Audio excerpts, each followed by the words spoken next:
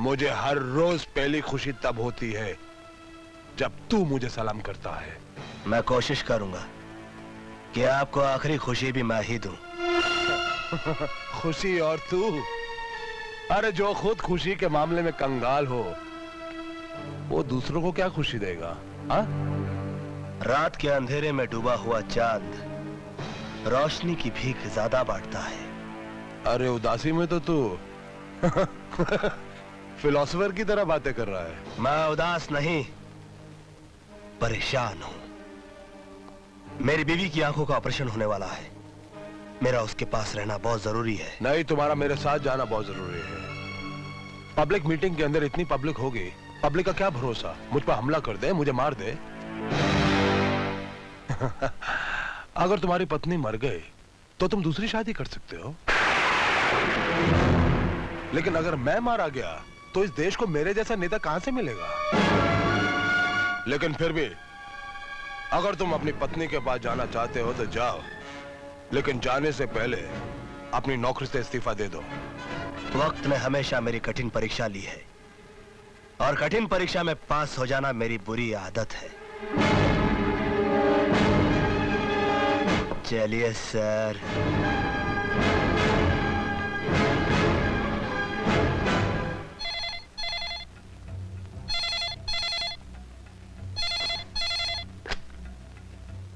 बाबूजान, मैं आदर्श वर्धन बोल रहा हूं।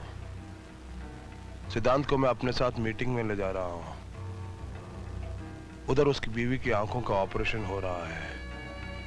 अच्छा मौका है, उसकी आंखों की रोशनी के साथ साथ उसकी जिंदगी की भी रोशनी बुझा दो।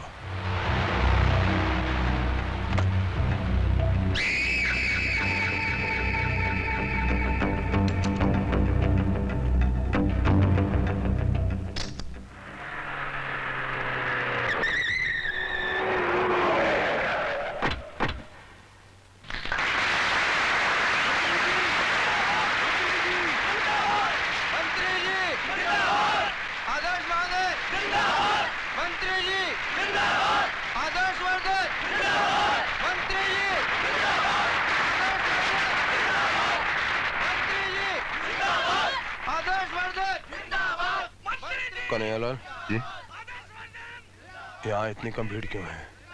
ये शास्त्री जी का इलाका है। आपको याद नहीं, पिछले बार इलेक्शन में आपको बहुत कम वोट मिले थे यहाँ से? हाँ?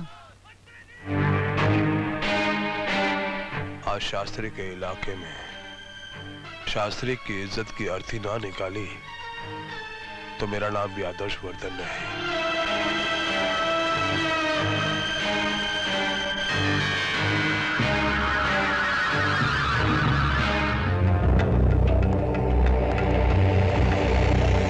कौन सा कमरा? रूम नंबर 14 में। कुछ लोग मुझ पर यह इल्जाम लगाते हैं कि मंत्री बनने के बाद मैंने जनता की भलाई के लिए कुछ नहीं किया है, लेकिन यह गलत है, बिल्कुल गलत है। मुजरिम मैं नहीं, मुजरिम है शास्त्री जी, क्योंकि जब वो मंत्री पद पे थे उन्होंने करोड़ों रुपए का घपला किया था। वो रिश्वतखोर थे, बेईमान थे, उन्होंने सरकारी खजाना बिल्कुल खाली कर दिया था।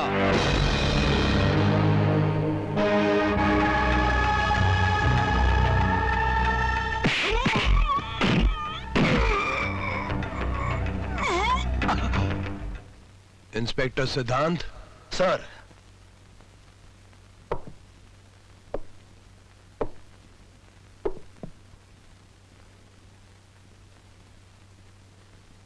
हमारा जूता लेकर आओ, वो सीढ़ी पे छूट गया है।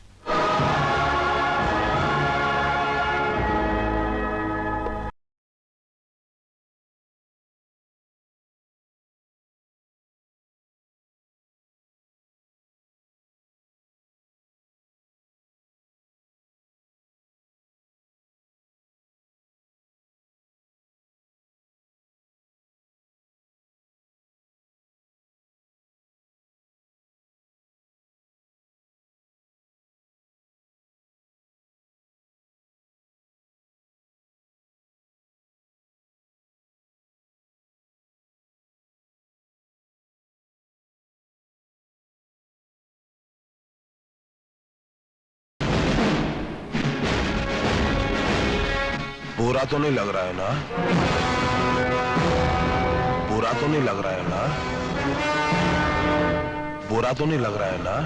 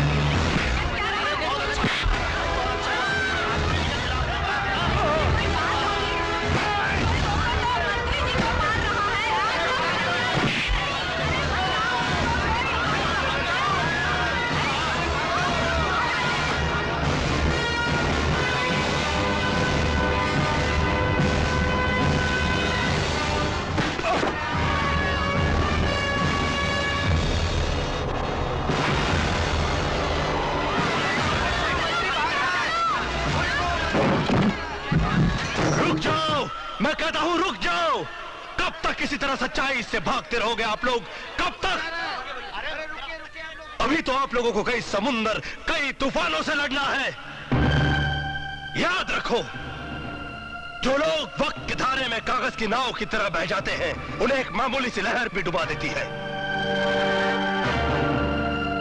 मैंने यहां पर कोई जुल्म नहीं, इंसाफ किया है, इंसाफ। मगर उस इंसाफ में जरा सी कमी रह गई। मुझे आदर्श वर्धन को उसके नए जूते से नहीं, बल्कि किसी गरीब की फटी पुरानी कील निकली हुई चप्पल से मारना चाहिए था। चप्पल से। इसलिए कि खून चूसने वाले खटमल से ज्यादा खतरनाक होता है दिमाग, जो हड्डियां तक चूस जाता है। और ये आदर्श वर्धन देश और समाज के उसी खतरनाक दिमाग की तरह है जिससे मैं आप लोगों को बचाना चाहता हूं।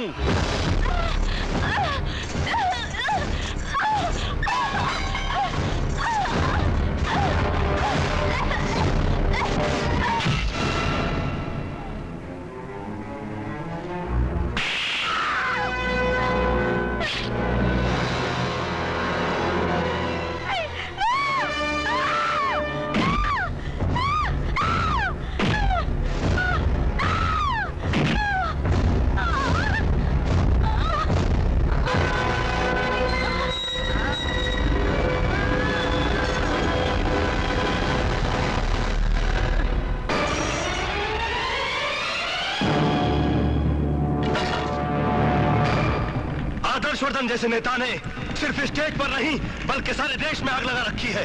और ये आग की लपटें मुझे सच्चाई बोलने से रोक नहीं सकती। और सच्चाई ये है कि आदर्श वर्धन ने मिस्टर बाटलीवाला से 30 लाख रुपए लिए, उसे बियर फैक्ट्री का लाइसेंस देने के लिए। बिल्डर चौधरी से 1 करोड़ रुपए लिए, उसे काली चौकी की बस्ती जलाकर वहां पर 5 स्टार होटल बनाने के लिए। अब बातें मैंने आप लोगों को इसलिए बताई कि आप लोग जान जाएं कि गुंडों का रखेल कभी गरीबों का रखवाला नहीं बन सकता। अगर भी आप लोगों को लगता है कि मैं गलत हूं और आदर्श वर्धन सही है, तो ड्यू रिगार्ड्स टू ऑल, मैं ये वर्दी हंसते हंसते उतारने के लिए तैयार हूं। जय हिंद।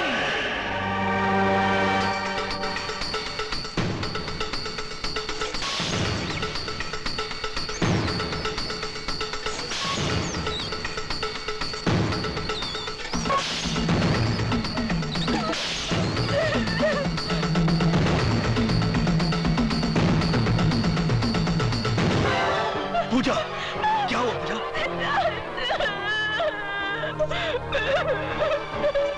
डॉक्टर हरामजादे!